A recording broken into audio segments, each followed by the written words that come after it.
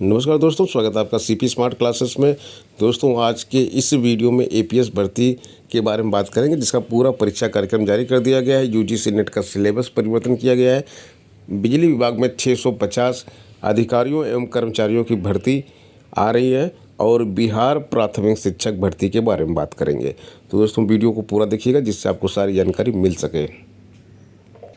दोस्तों, आगे बढ़ने से पहले जो छात्र अभी नए हैं, पहली बार चैनल पर आए हैं, वो सीपी स्मार्ट क्लासेस के मोबाइल एप्लीकेशन को गूगल प्ले स्टोर से डाउनलोड करके ज्वाइन कर लें और किसी भी प्रकार की कोर्स की जानकारी के लिए 8299226960 नंबर पे व्हाट्सएप करें। ये नंबर व्हाट्सएप नंबर है, इस पर आप व्हाट्सएप करके अपने किसी भी कोर्स की जानकारी ले सकते हैं। दोस्तों, यूजीसी नेट का सिलेबस बदलने की तैयारी हो रही है।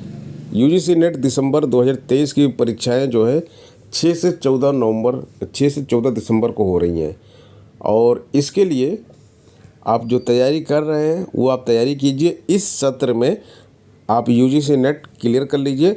अदरवाइज़ ये जो अगला सत्र आ रहा है, जून वाला सत्र जो आता है, साल में 2 बार यूजीसी नेट की परीक्षाएं होती हैं, तो जून के सत्र में आपको सिलेबस पूरा बदला हुआ मिलेगा। पूरे 83 विषयों की जो है यूजीसी नेट की परीक्षा होती है और सभी विषयों का जो सिलेबस है वो बदल दिया जाएगा।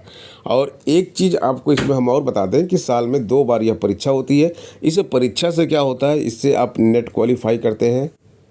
जितने लोग परीक्षा में बैठे रहते हैं, मान लीजिए 1 लाख लोग परीक्षा में बैठे, 1 लाख लोग परीक्षा में बैठे, तो टॉप 10% को, सबसे ऊपर जिनके नंबर रहेंगे, सबसे ज़्यादा जिनके नंबर रहेंगे, 10% लोगों को, 10% जो लोग आएंगे, सबसे ज़्यादा नंबर लेकर आएंगे, 1 लाख का 10% हो गया 10,000। उनको नेट जेआरएफ उनका क्लियर माना जाता है। नेट क्लियर है ही उनका, जेआरएफ भी उनको मिल जाती है। तो इसीलिए इस परीक्षा को नेट जेआरएफ बोलते हैं। जेआरएफ में आपको किसी भी सेंट्रल यूनिवर्सिटी से शोध करने के लिए 40,000 रुपये पर महीना मिलना शुरू हो जाता है, जैसे ही आपका जेआरएफ क्लियर हो जाता है। आप पीएचडी की डिग्री करेंगे और जब तक आपकी डिग्री सबमिट नहीं होगी, चाहे जितने साल लग जाएं, कुछ एक टाइम लिमिट होती है और उतने साल तक करनी होती, तब तक आप किसी भी यूनिवर्सिटी से 40,000 रुपये मंथली लेकर अपनी पीएचडी कर सकते हैं। ये तो हो गए 10% लोगों के बाद। और उसके बाद कुछ कट ऑफ है और कट ऑफ से ऊपर तक रहते हैं तो उनका नेट क्वालिफाइड माना जाता है। तो आपके मार्कशीट पर लिखा रहेगा कि आप क्या क्या क्वालिफाइड हैं। आप केवल नेट क्वालिफाइड हैं फॉर पीएचडी या फिर नेट जेआरएफ आपने क्लियर किया हुआ है। नेट जो क्वालिफाइड है ये भी पीएचडी कर सकते हैं किसी भी सेंट्रल यूनिवर्सिटी से और वहाँ पर 3,000 रुपये मिलता है।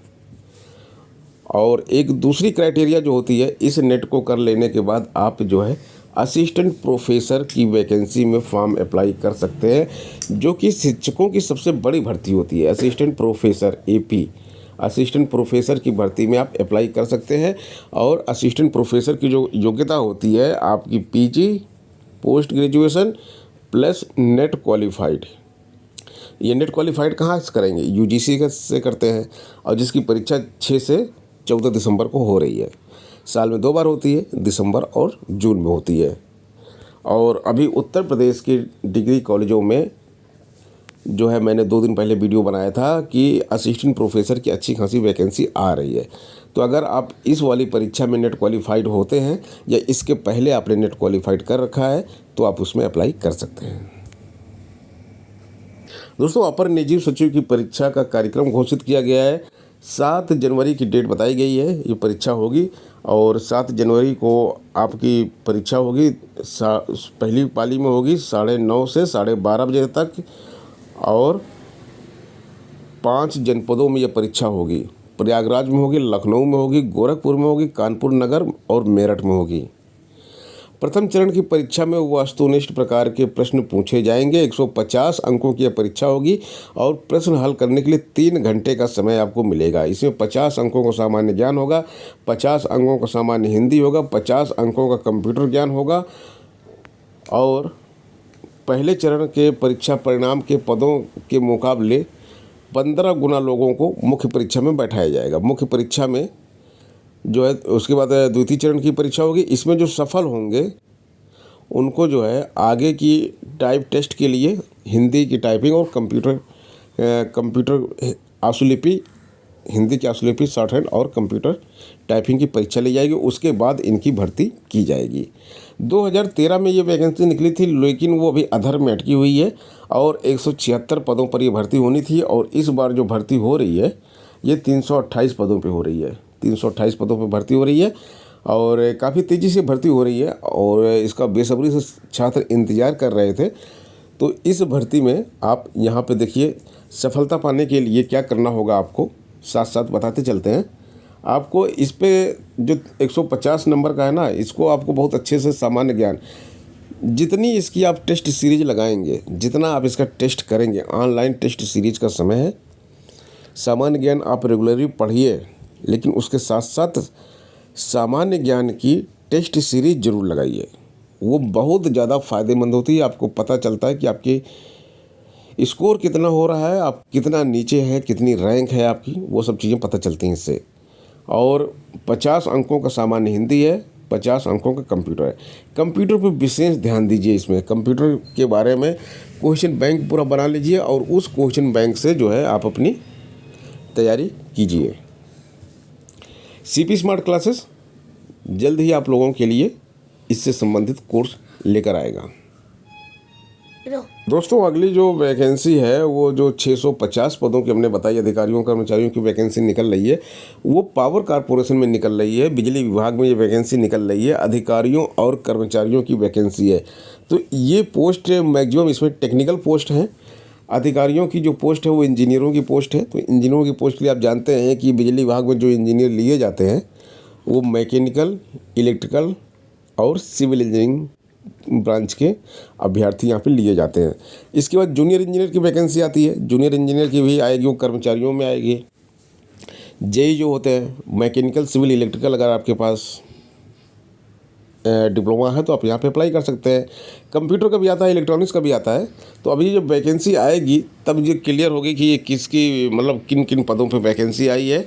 और वैकेंसी हालांकि जो आएगी वो 650 के आसपास आएगी। जल्द ही ये वैकेंसी आने वाली है।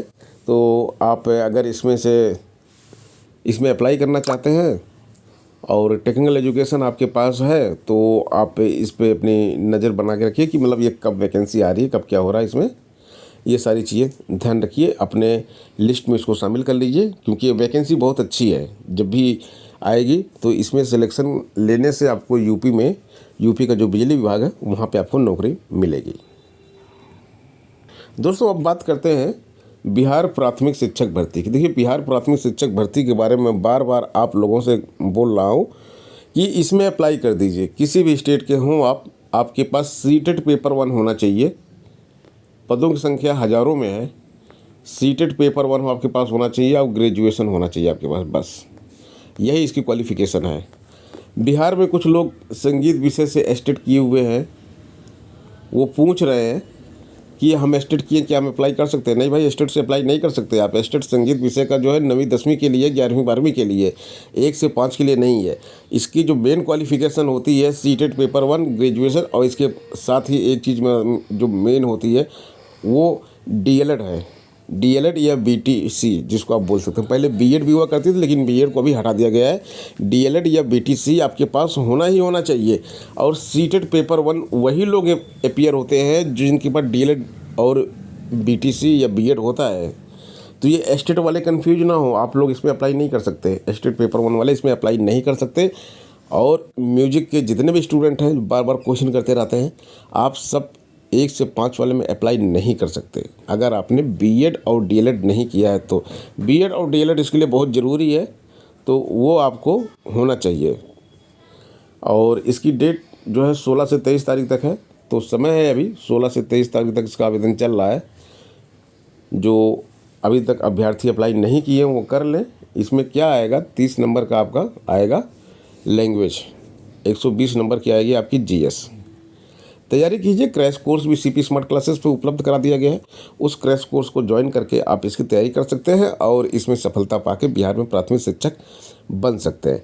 तो दोस्तों, आज के इस वीडियो में इतना ही। मिलते हैं नेक्स्ट वीडियो में, कुछ अन्य अच्छी जानकारी आपके लिए लेकर आएंगे।